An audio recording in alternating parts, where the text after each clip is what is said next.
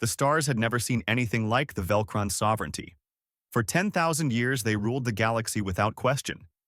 7 alien species joined together to create an empire that crushed anyone who stood in their way. Planets burned. Entire races disappeared. The Velcron believed they were perfect, and the galaxy belonged to them. On the throne world of Velcros Prime, Lord Vexthor stood before the Grand Council. His silver skin reflected the light of 1,000 floating crystals. He wore the marks of a supreme admiral, earned through countless battles against lesser species. Today was a day of celebration. 10,000 cycles of perfect rule, Vexthor announced to the gathered leaders. Not a single species has challenged us in 3,000 years. The galaxy knows its place, under our control, under our perfection. The council members clicked their mandibles and hummed their approval. They sat in a massive hall carved from pure crystal. Outside, war fleets patrolled the skies. The Velcron military was the strongest force ever created. Their ships could destroy planets. Their weapons could boil oceans. No one dared to fight them anymore. But far away, in a quiet corner of the galaxy, something new was happening. Captain Jin Woo stood on the bridge of the Taeguk and watched the stars blur past the viewport. He was a tall man with steady eyes and short black hair. Scars marked his hands from years serving in Earth's colonial defense forces. He had fought against pirates and rebels, but nothing had prepared him for this moment. "FTL drive stable, Captain," said Engineer Taeyong from his station. The young engineer grinned widely. "We actually did it. We're traveling faster than light." Jin Woo allowed himself a small smile. "Distance from Earth?" 12 light years and counting, Taeyang replied. "Further than any human has ever traveled." Commander Haewon walked up beside Jin Woo. She was shorter than the captain, but her sharp eyes missed nothing. She had designed half the battle strategies that protected Earth's colonies. Now she was here, in unknown space, ready for whatever came next. "Captain, I'm picking up signals," she said quietly. "Multiple sources. They're not random. These are communications. There's someone else out here." Jinwoo felt his heart beat faster. For hundreds of years, humans wondered if they were alone in the universe. They built telescopes. They sent messages into space. They searched and hoped and dreamed. Now, finally, they had their answer. "Can we understand the signals?" Jinwoo asked. Dr. Yuna looked up from the communication station. She was the ship's lead scientist, an expert in languages and codes. "Not yet, Captain, but I'm running them through the translation computers. Give me a few hours." "Stay alert," Jinwoo ordered. "We don't know if they're friendly." The Taeguk was humanity's first real battleship designed for deep space. It stretched over a kilometer long, covered in armor plating and weapons. Nuclear missiles sat in launch tubes. Railguns lined the hull, ready to fire metal slugs at incredible speeds. Point defense lasers covered every angle. The ship carried 300 crew members and enough supplies for 2 years. But despite all its weapons, the Taeguk was just one ship. If the aliens were hostile and numerous, humanity might have just made a terrible mistake. Hours passed. The crew worked quietly, professional, and focused. Ambassador Gite paced in his quarters, preparing speeches for first contact. Lieutenant Hyun-sik checked and rechecked the weapon systems. Everyone knew they were making history. Then the message came. Dr. Yuna's hands shook as she read the translation on her screen. "Captain, you need to see this." Jinwoo walked to her station. The words on the screen were clear. Too clear. "Attention, unknown vessel. You have entered controlled space of the Velcran sovereignty. Power down all weapons immediately. Prepare to be boarded. Resistance will result in your destruction. You have 1 standard cycle to comply." The bridge fell silent. "How kind of them," Haewon said dryly. "They didn't even ask who we are." "Send a response," Ambassador Gite said, rushing onto the bridge. "Tell them we come in peace. We're explorers. We mean no harm." Jinwoo nodded. "Dr. Yuna, send the ambassador's message." They waited. Minutes felt like hours. Then the response came back. "Your submission is expected. Lower your shields. We will collect your vessel and process your species. The sovereignty has no need for explorers. You will serve or you will be eliminated. Gite's face went pale. They think we're going to surrender. Just like that. They don't even want to talk. Captain, I have multiple contacts on sensors, Heywan said, her voice sharp. 6 ships approaching fast. They're big, maybe twice our size. Jin Woo watched the tactical display. The alien ships were closing in, moving in a standard patrol formation. They weren't hurrying. They expected an easy capture. Options, Jin Woo said. We can run, Ta Yang offered. Jump back to Earth. Warn everyone. We can surrender, Gite said quietly. Maybe this is a misunderstanding. Or we can show them humans don't submit to threats, Lieutenant Hyun-sik said, his hand already on the weapons console. Jin Woo thought about Earth, about the millions of people who built this ship, about humanity's dream of reaching the stars. They had traveled so far, sacrificed so much, and now aliens were treating them like insects to be captured. Battle stations, Jin Woo ordered. Charge all weapons. Bring shields to maximum. We're not running and we're not surrendering. Heywan smiled grimly. Captain, I should mention the Velcran sovereignty. I've been analyzing their transmission patterns. This isn't just a local government. This is a galactic empire. How big? Jin Woo asked. Thousands of worlds at least. Maybe tens of thousands. The crew looked at each other. One human ship against an empire that controlled the galaxy. The odds were impossible. Then they're about to learn something, Jin Woo said. Humans don't care about odds. On Velcros Prime, Lord Vexthor received the report about the strange vessel that refused to surrender. He laughed, a sound like grinding metal. Primitives, he said. Send Sub-Commander Kraith with a patrol squadron. Capture them alive if possible. I want to see what species is foolish enough to refuse the sovereignty. The order was sent. Velcran warships jumped through space, heading toward the Taeguk. Their crews were confident. They had fought 1,000 battles against 1,000 species. They always won, but they had never fought humans before. Captain Jin Woo stood on his bridge and watched the alien ships approach. His crew was ready. His ship was ready. In a few minutes, humanity would fight its first battle among the stars. The galaxy belonged to the Velcran sovereignty. They ruled without question. They crushed all resistance. But they were about to meet something new. Something they didn't understand. Something that would change everything. They were about to meet humanity. The Velcran ships moved through space like silver sharks. Sub-Commander Kraith sat in his command chair and watched the primitive vessel on his display. It was crude compared to Velcran designs. Flat surfaces where there should be curves.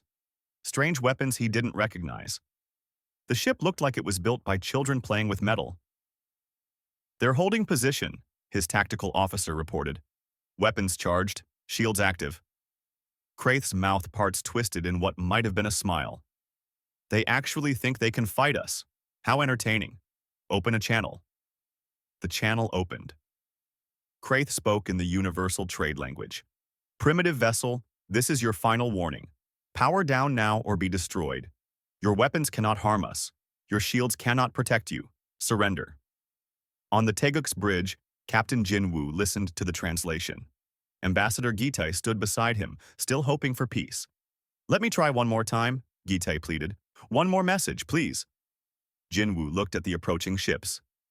They were spreading out, surrounding the Taeguk. Classic capture formation. They weren't even worried about being attacked. Send your message, Ambassador, Jin Woo said. But prepare for combat. Gite stepped forward and spoke carefully. This is Ambassador Gite of the United Earth Coalition. We are explorers from a planet called Earth. We came in peace to discover new life. We don't want war. Please, let us talk. The Velcran response came quickly. Earth is now property of the Velcran sovereignty. You will be processed. Your world will be added to our empire. There is nothing to discuss. Gite's face fell. He had spent 20 years training for first contact. He had imagined hundreds of scenarios. None of them ended like this. I'm sorry, Captain, Gite said quietly. I failed. No, Jin Woo said. You tried. They didn't. He turned to his crew. All hands, battle stations. This is not a drill. We are about to engage hostile alien forces. Show them what humans can do. Commander Haywan studied the tactical display. The 6 Velcran ships were beautiful in a deadly way. Sleek hulls that glowed with purple energy. Weapons that pulsed with power. Each ship was twice the size of the Teguk. Captain, they're charging weapons, Haywan said. Plasma cannons by the look of it. They'll fire in 30 seconds. Distance? Jinwoo asked. 50,000 kilometers in closing. Lieutenant Hyun-sik gripped his weapons console. His fingers moved across the controls, targeting systems locking onto the alien ships. Railguns ready, Captain. Just give the word. Jinwoo took a breath. This was it. Humanity's first battle in space. Win or lose, nothing would ever be the same. Fire, Jinwoo commanded. The Teguk's railguns spoke.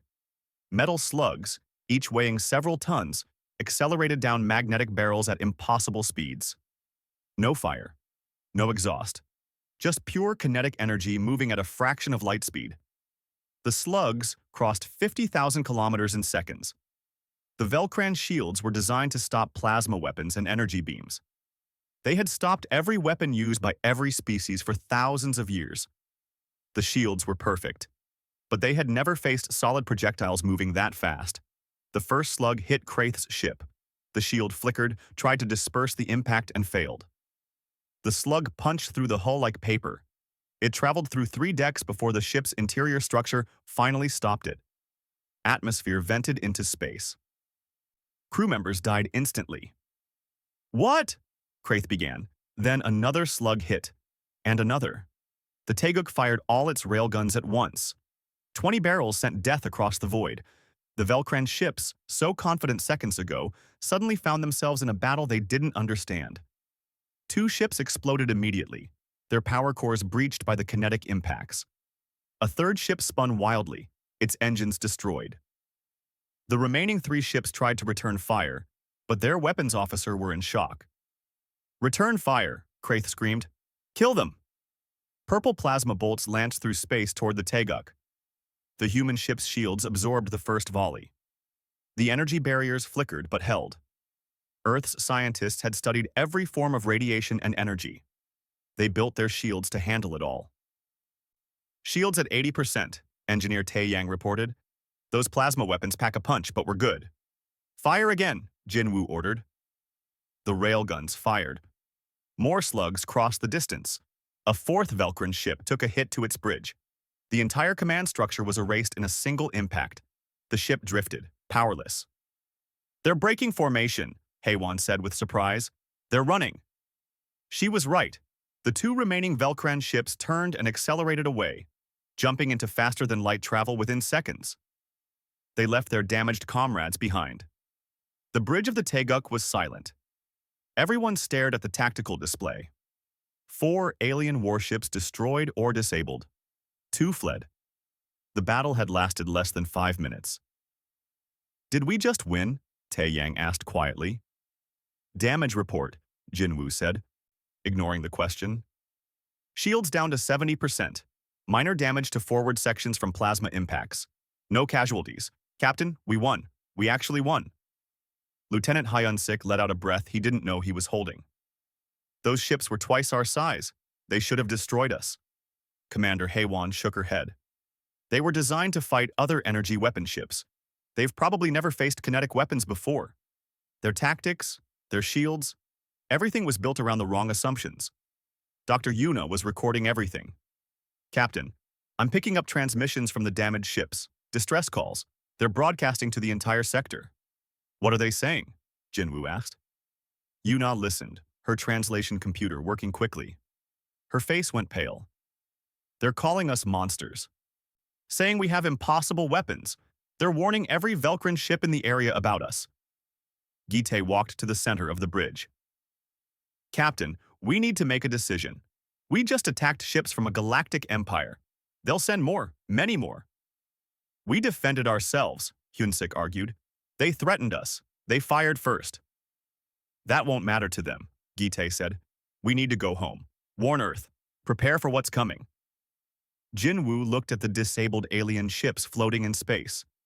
He thought about the empire that ruled the galaxy, about the threats and the arrogance, about how they treated humans like insects. Dr. Yuna, can you access their computer systems? Jinwoo asked. Maybe, if I can get close enough.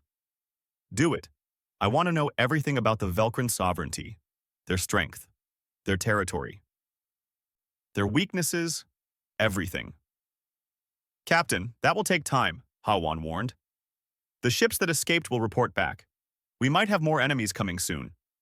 Then we work fast, Jinwoo said. Send a message to Earth. Tell them what happened. Tell them we made contact and it didn't go well. Tell them to prepare. The crew moved quickly, each person focused on their task. Taeyang kept the shields charged. Hyun-sik watched sensors for more ships. Yuna prepared to board one of the damaged alien vessels. On Velcros Prime, Lord Vexthor received the distress transmission. He read it 3 times, unable to believe what he was seeing. 4 ships destroyed? He said. By one primitive vessel? This is impossible. The transmission is verified, Lord Admiral, his aide said nervously. Sub-Commander Kraith himself sent it before retreating. He says the primitives have weapons we've never encountered, kinetic weapons that pierce our shields. Vexthor stood slowly. Around him, the Grand Council stirred. This was wrong. This shouldn't be possible. For 10,000 years, the Velcron had crushed every species they encountered. No one won against them. No one. Send a full battle fleet, Vexthor ordered. 200 ships. I want this human species found. I want their world located, and I want them erased from existence. The galaxy must learn that no one challenges the sovereignty. The order went out. Across Velcron space, warships received their commands. Crews prepared for battle.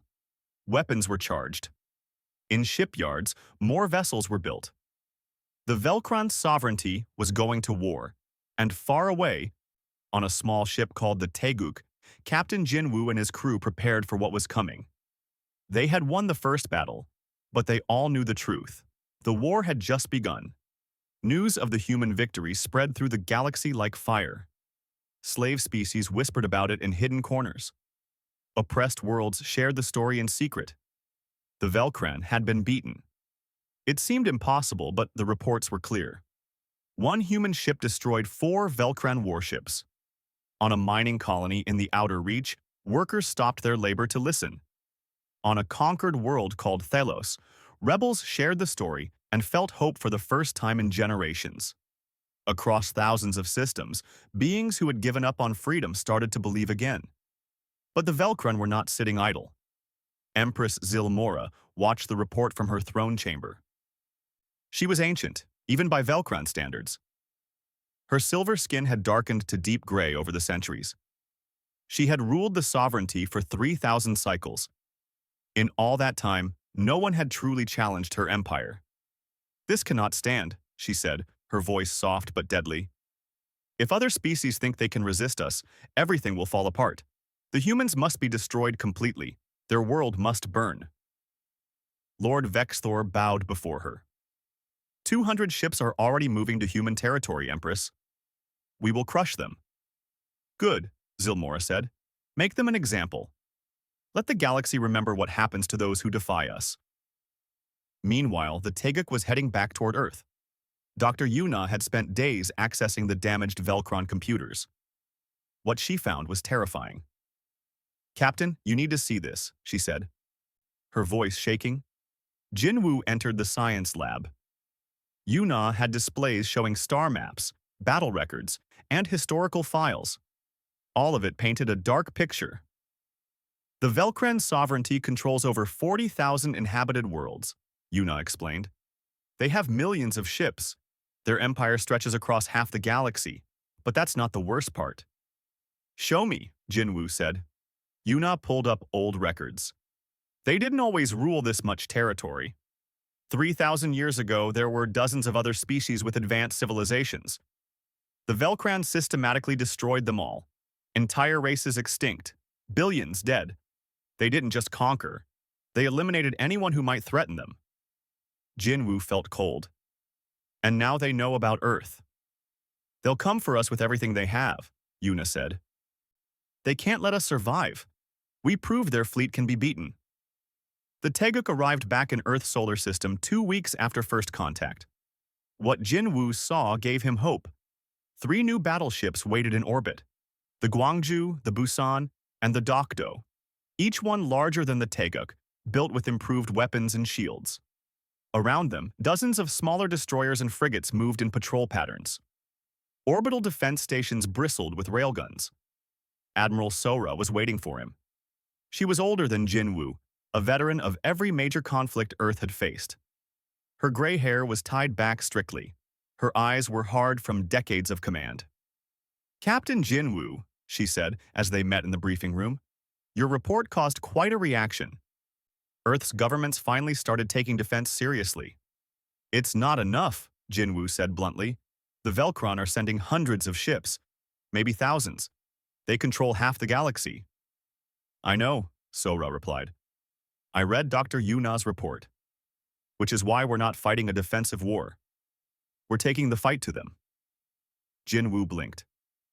Admiral? Sora activated a holographic display. It showed a section of space between Earth and Velcron territory. This is the Tayson Nebula. Dense gas, radiation, sensor interference. Velcron ships won't be able to see clearly in there.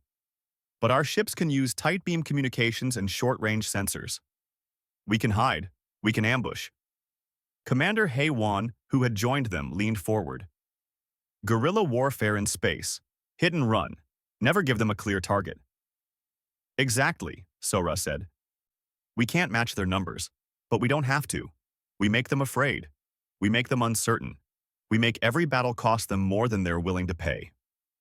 They've ruled for 10,000 years, Jinwoo said. They won't scare easily. Then we teach them fear, Sora replied. Over the next month, Earth's fleet moved into position. 4 battleships, 12 destroyers, and 3 carrier ships carrying the new starfighter wings. Pilot Dong Ha led one of those wings. He was young, barely 25, but he could fly like he was born in space. All right, people, Dong Ha said to his squadron. We're the mosquitoes in this fight. Small, fast, annoying. We sting and we run. Don't try to be heroes. Stay alive. His pilots nodded. They knew the odds. But like all humans, they had chosen to fight anyway. Intelligence Officer Ki Wan worked in the command center, analyzing every scrap of data they had on the Velcron. He discovered patterns in their fleet movements, weaknesses in their communication systems. He found that Velcron captains followed strict tactical doctrines with no room for creativity. They fight the same way every time, Ki Wan explained to Admiral Sora. Same formations, same responses. They don't adapt. Good, Sora said. That's their weakness. We adapt. That's our strength. The Velcron fleet arrived 3 weeks later. 200 warships dropped out of faster-than-light travel at the edge of the Tayson Nebula. Lord Vexthor commanded from his flagship, the Dominator. It was the largest warship in the Velcron fleet, bristling with plasma cannons and protected by the strongest shields. Scan for human vessels, Vexthor ordered. They must be here somewhere. Sensors are having difficulty, Lord Admiral, the tactical officer reported. The nebula is interfering. Then we go in, Vexthor said. All ships, advance formation. Find them and destroy them. The Velcron fleet moved into the nebula like a massive spear. They were confident. 200 ships against 4 human battleships. The odds were overwhelming. But they didn't see the trap until it was too late. The first attack came from above. The Taeguk dropped from behind a gas cloud and fired all its railguns into the rear of the Velcron formation. 3 ships exploded before they could react. Then the Taeguk vanished back into the nebula. Where did they go? Vexthor demanded. Before anyone could answer, the Gwangju attacked from the side. Then the Busan from below. Each human ship appeared, fired, and disappeared into the gas clouds. The Velcron tried to return fire, but their plasma weapons dispersed in the dense gas. They couldn't get a clear shot. This is madness, Vexthor shouted. They're like ghosts. Then Dong Ha's fighter wings struck. 50 small ships, each carrying missiles and small railguns, swarmed a Velcron destroyer. They moved too fast for the larger ship's weapons. In minutes, the destroyer was disabled. "Reform the fleet," Vexthor ordered. "Defensive formation." But as the Velcron ships tried to regroup, Dr. Yuna's virus activated. She had planted it in the damaged ships they captured weeks ago. The Velcron had recovered those ships and brought them back to their fleet. Now the virus spread through their communication network. Suddenly, Velcran ships couldn't coordinate. Their commands were scrambled. Ships received conflicting orders. Confusion spread. Captain Jin Woo saw the chaos and pressed the advantage. "All ships, full assault. Hit them now." The 4 human battleships attacked together, supported by destroyers and fighters. The battle became brutal and chaotic. The Velcron had more ships, but they couldn't use their numbers effectively in the nebula. Human forces struck from every direction, using the gas clouds as cover. Hours passed. The battle raged on. Velcran ships exploded one after another. Some tried to retreat but couldn't navigate through the nebula in their confusion. Admiral Sora commanded from the carrier ship, directing each attack with precision. Finally, Jin Woo found his target. The Dominator, Vexthor's flagship. It was struggling to restore communications, its shields weakened from continuous attacks. "This is for threatening Earth," Jin Woo said quietly. "Fire all weapons." Every railgun on the Taeguk fired at once. The massive kinetic barrage slammed into the Dominator. Shields collapsed. Armor cracked. The great flagship, pride of the Velcron fleet, went dark. "All ships, retreat," came the panicked order from a surviving Velcron vessel. "Fall back!" The remaining Velcron ships fled, jumping away in disorder. Of the 200 ships that entered the nebula, fewer than 90 escaped. On the bridge of the Taeguk, the crew was silent. They were exhausted, wounded, but alive. They had faced impossible odds and won again. "Damage report," Jin Woo said tiredly. "The Docto took heavy damage. 10% casualties across the fleet," Haiwan reported. "But we held. They ran." Admiral Sora's voice came over communications. "All ships, well done. Return to Earth. We need to prepare for their next move." Because everyone knew there would be a next move. They had hurt the Velcron badly. But the Empire still had thousands of ships. The war was far from over. In her throne chamber, Empress Zilmora received the report of the defeat. Her face remained calm, but her eyes burned with ancient rage. "Activate the Terminus Array," she said softly. Her advisors gasped. The Terminus Array was a weapon from the old wars. A superweapon capable of destroying entire star systems. "But Empress," one advisor said nervously, "the array has not been used in 1,000 years. To activate it now, the humans must be eliminated," Zilmora interrupted. "Not defeated. Eliminated. Their world. Their species. All of it must burn. Activate the array." The order was given. Deep in Velcran territory, ancient machines began to wake. Power cores ignited. Weapon systems charged. The galaxy was about to see true horror. The news of humanity's second victory reached every corner of the galaxy. This time, the story was impossible to hide. Over 100 Velcran warships destroyed or disabled. The mighty fleet retreating in disorder. The empire that had ruled for 10,000 years was bleeding. On a slave world called Remnos, an alien named Tholix listened to the underground broadcasts. He was old, his blue skin marked with scars from decades of forced labor. He had seen his people conquered, his children taken as servants, his world stripped of resources. For 50 years, he had survived by keeping his head down and following orders. But now, something changed inside him. "They beat the Velcron again," he whispered to others in the mining tunnels. "The humans. They actually beat them." "So what?" another slave muttered. "We're still here, still slaves. The Velcron will crush the humans eventually." "Maybe," Tholix said. "Or maybe it's time we fight back." The idea spread. Across Remnos, slaves began sabotaging equipment. Small acts of resistance. A damaged conveyor here, a corrupted data file there. Nothing the Velcron could trace to any one person, but enough to slow production. The same thing was happening on dozens of worlds. The Velcran sovereignty was built on conquered species. For thousands of years, those species had been too afraid to resist. But fear was fading. Hope was growing. On Earth, the human fleet was changing. New ships launched every week. Scientists like Yunji were working day and night, studying captured Velcron technology and improving human designs. "We can make our shields stronger," Yunji explained to Admiral Sora. "The Velcron use a triple-layer energy matrix. If we copy that and add our own kinetic dampeners, we'll be nearly twice as tough." "How long?" Sora asked. 2 weeks for the first prototype, a month to retrofit the fleet." "We don't have a month," Sora said. "Intelligence says the Velcron are preparing something big. Do what you can." Captain Jinwoo had been promoted to Commodore. He now commanded a task force of 6 battleships and 20 support vessels. Commander Haewon got her own ship, the Gwangju, and a promotion to captain. They were all moving up quickly. They had to. Earth needed experienced leaders. "Commodore, we're receiving a transmission," Dr. Yuna said. "It's not Velcron, different encryption. Someone is trying to reach us." "Can you decode it?" Jinwoo asked. Yuna worked for several minutes. "Got it. It's from someone named Tholix. He says he represents free people on Remnos. He's offering information about Velcron positions in exchange for help liberating his world." Jinwoo and Admiral Sora met to discuss it. Sora looked at the star charts showing Remnos' location. "It's deep in Velcron territory," Sora said. "Going there is a risk. But if we help them, we gain allies," Jinwoo argued. Intelligence Officer Kiwan's analysis shows the Velcron control most species through fear.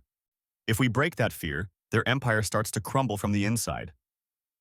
"And we show the galaxy we're not conquerors like the Velcron," Captain Haewon added. "We're liberators." Sora considered it. "All right, take your task force, Commodore. Free Remnos. But be careful. We still don't know what the Velcron are planning." The human task force jumped to Remnos 3 days later. They found a world covered in mines and factories.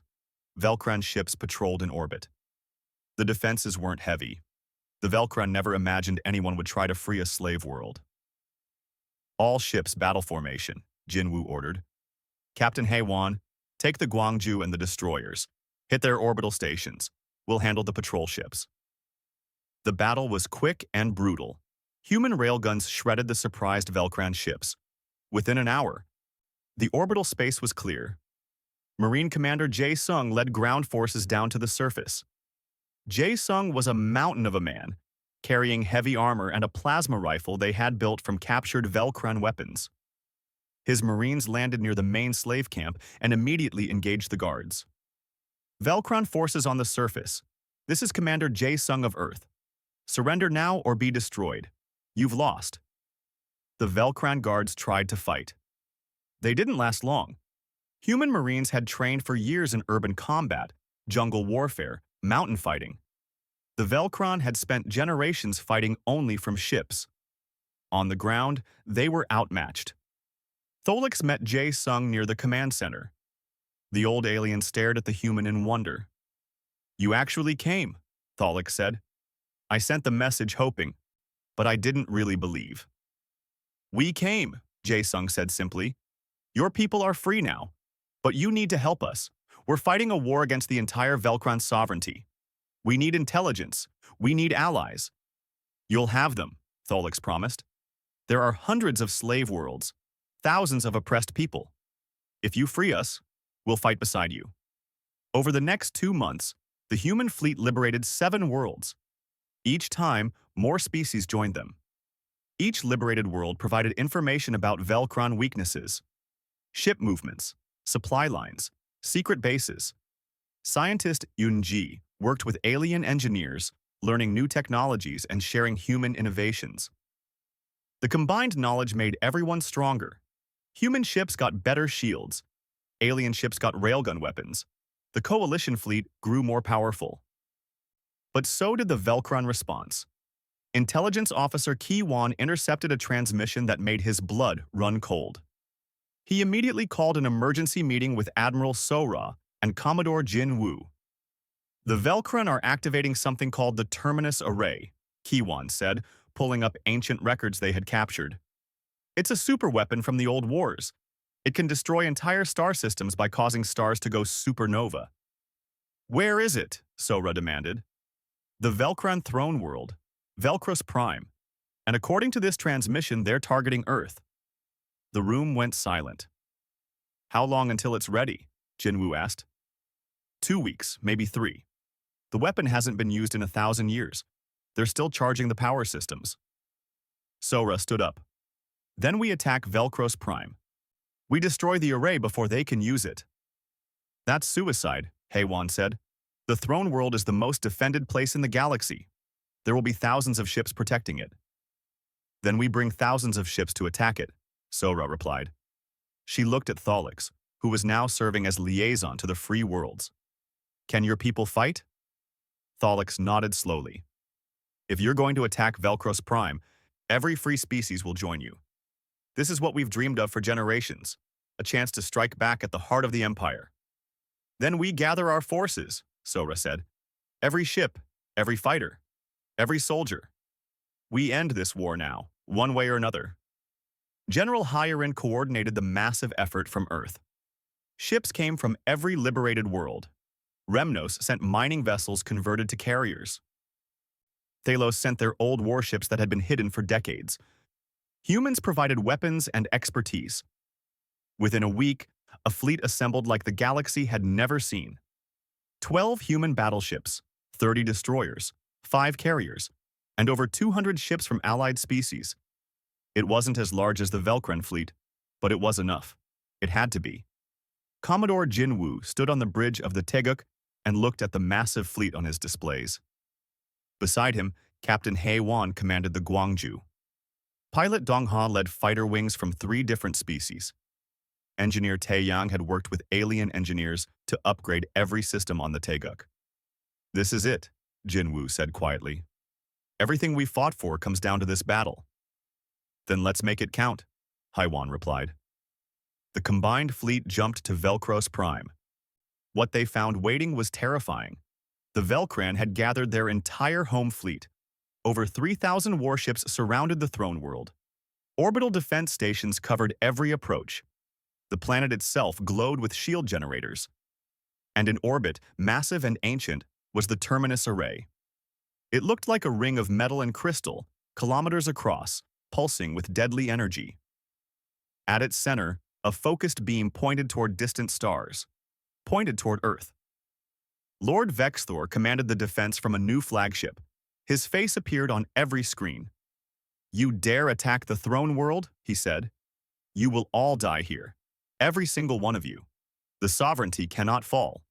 Admiral Sora replied calmly. The sovereignty already fell. You just don't know it yet. All ships, attack. Show them what freedom looks like. The largest space battle in galactic history began. Thousands of ships clashed in orbit of Velcros Prime. Plasma met railguns. Missiles streaked through space. Fighters swarmed capital ships. The sky above the Velcran homeworld became a storm of fire and death. Commodore Jinwoo led his battleships straight toward the Terminus Array. The Velcran threw everything at them. His shields took hit after hit. Hull plating cracked. Crew members died at their stations. But the Teguk kept going. We have to reach the array, Jinwoo shouted over alarms. All power to forward shields, don't stop. Captain Heywan's ship, the Guangzhou, took a devastating hit from a Velcron super dreadnought. Half her ship went dark. But she kept fighting, using her remaining weapons to cover Jinwoo's approach. Pilot Dongha led his fighters through hell itself. Ships exploded around him. He lost half his squadron in minutes. But he kept flying, kept shooting, clearing a path for the battleships. Engineer Taeyang worked miracles in the engine room, keeping systems running that should have failed. He rerouted power, patched damaged circuits, and pushed the Teguk beyond its limits. They reached the array. But as Jinwoo prepared to fire on it, Dr. Yuna made a terrible discovery. The array is shielded, she shouted. Our weapons can't penetrate it from outside. Someone needs to get inside and overload the power core. It's the only way. Everyone understood what that meant. Getting inside meant certain death. I'll go, Engineer Taeyang said calmly. He was already suiting up. Taeyang, no, Jinwoo said. Captain, this is why we came here. To save Earth. Let me do this. There was no time to argue. Taeyang took a boarding shuttle and flew into the array's interior structure. Velcron defenses tried to stop him, but Dongha's fighters covered his approach. The young engineer made it inside. I'm at the power core, Taeyang's voice came over communications. Starting the overload sequence, it'll take 5 minutes. You need to get everyone away from here. Taeyang, there's no escape for you, Jinwoo said, his voice breaking. I know, Captain. It's okay. This is my choice.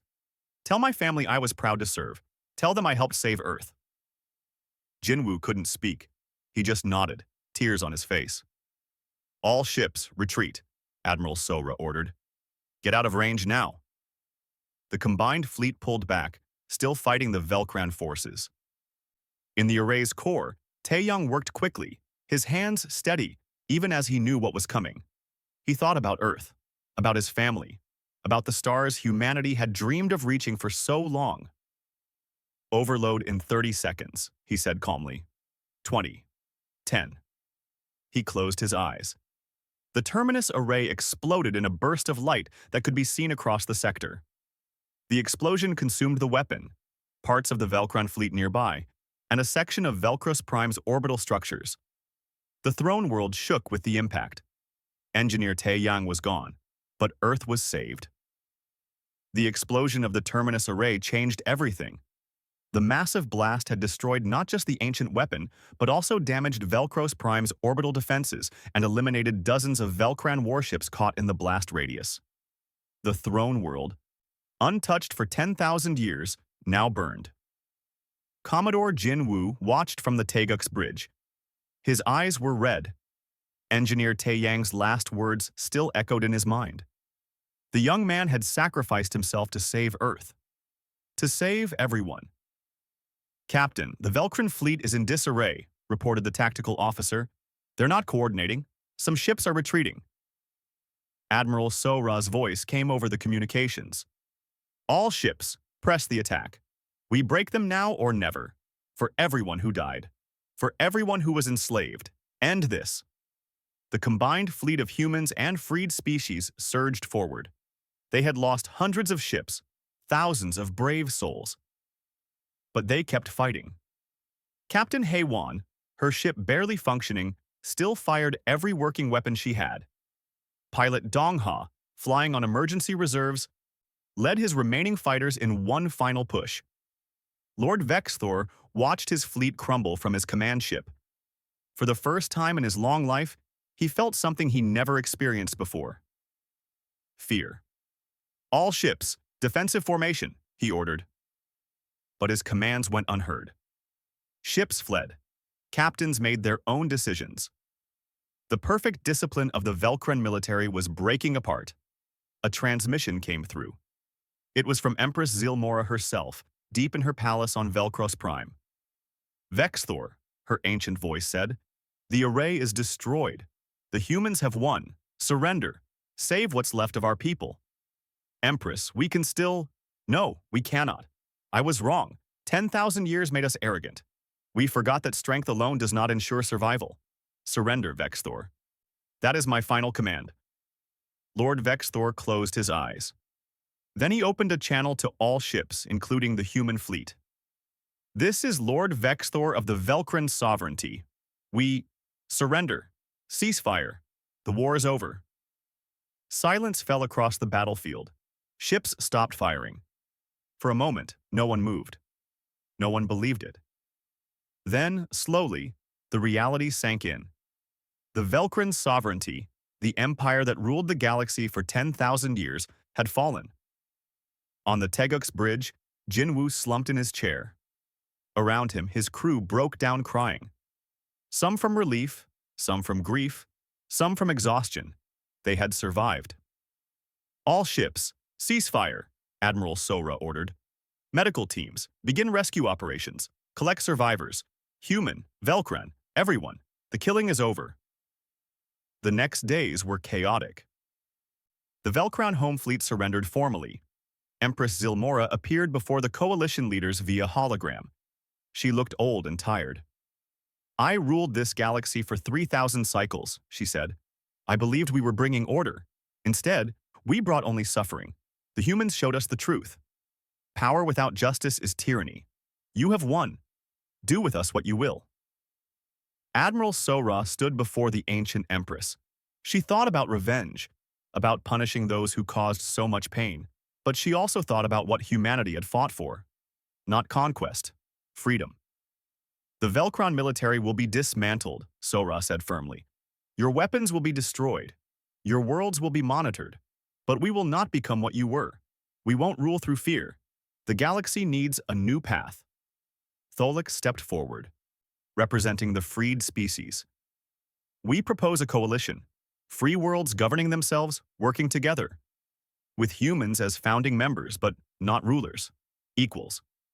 The Galactic Coalition of Free Worlds," Gite said. The ambassador had survived the war and finally saw his dream of peaceful cooperation becoming real. Every species gets a voice. Every world gets representation. Democracy on a galactic scale. It took months to work out the details. The Velcron sovereignty was broken into hundreds of independent systems. Slave worlds became free planets. Species that had been oppressed for generations began rebuilding. It wasn't perfect. There were disputes. Some former Velcron refused to accept the new order. But slowly, a new galaxy emerged. Captain Heiwan recovered from her injuries. The Guangzhou was too damaged to repair. But she was given command of a new ship, the Incheon.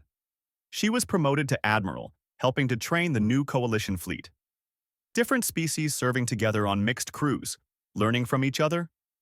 Pilot Dong Ha became an instructor at the new coalition flight academy on Earth. Young humans and aliens learned to fly together. He told them stories about the war, about sacrifice, about the friends he lost.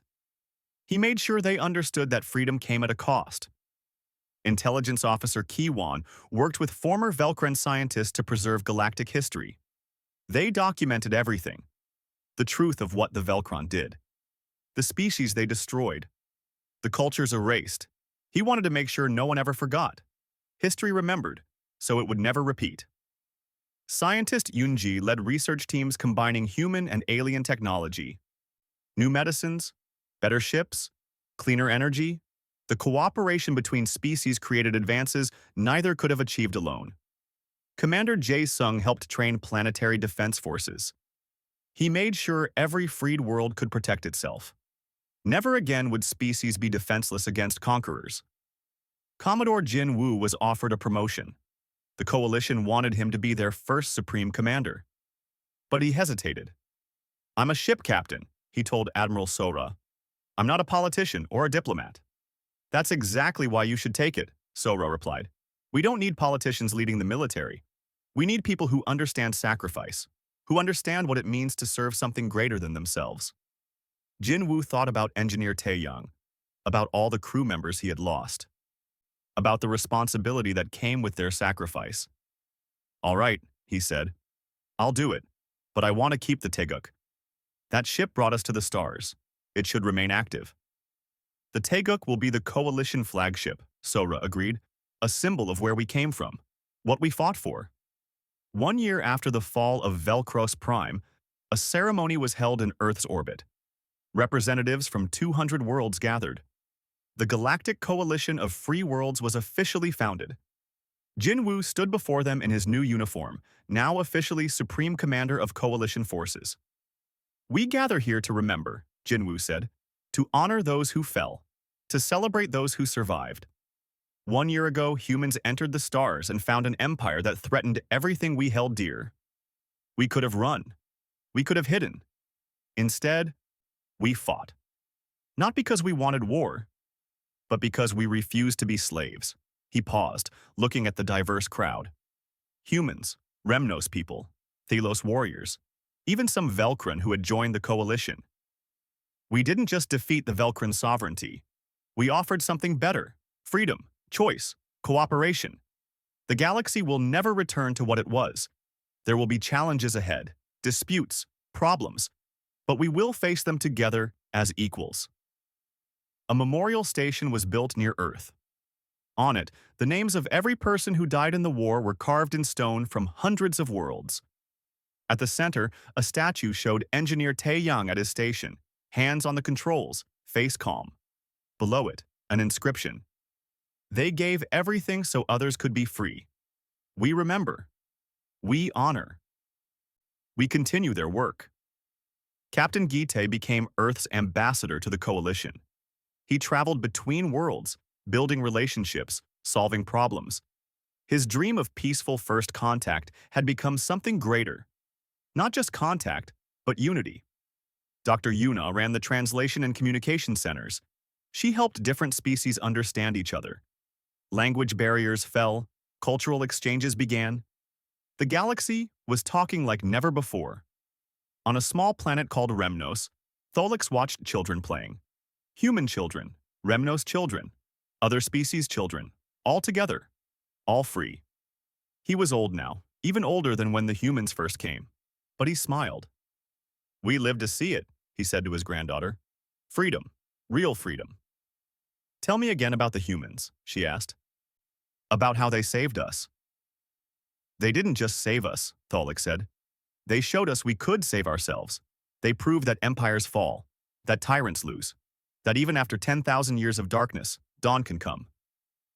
Commodore Jinwoo stood on the bridge of the Teguk, now refitted and upgraded. His hair had more gray now. The scars of war marked him, but his eyes were still steady. Course laid in, Supreme Commander, the navigation officer reported. Ready for patrol route. Take us out, Jinwoo ordered. The Teguk moved away from Earth, into the stars. Behind it, a fleet of mixed ships followed. Human battleships alongside Thelos cruisers. Remnos carriers beside Velcran science vessels repurposed for peaceful exploration. All working together. All free. Jinwoo looked at the stars and thought about that first jump into the unknown, when they didn't know what they would find. When they were just explorers hoping for peaceful contact. So much had changed. So many had died. But they had built something new. Something worth the cost. Captain, his communications officer said, we're receiving a transmission from the outer sectors. It's a distress call. Unknown species. They're asking for help. Jinwoo smiled slightly. Then let's help them. Set course. Maximum speed. The Teguk jumped into faster-than-light travel, racing toward those who needed aid. Because that's what the coalition did now. They didn't conquer. They didn't enslave. They helped. They protected. They freed. The galaxy had belonged to the Velcron, to tyranny, to fear. But now it belonged to everyone. To hope. To freedom. And humanity, those warriors from a small blue world on the edge of the galaxy, had shown the way. Not through strength alone, but through courage, through sacrifice, through the simple belief that all beings deserve to be free. The war was over. A new age had begun. And the stars waited, full of possibility, no longer belonging to any one empire, but to all who dared to reach for them. The end.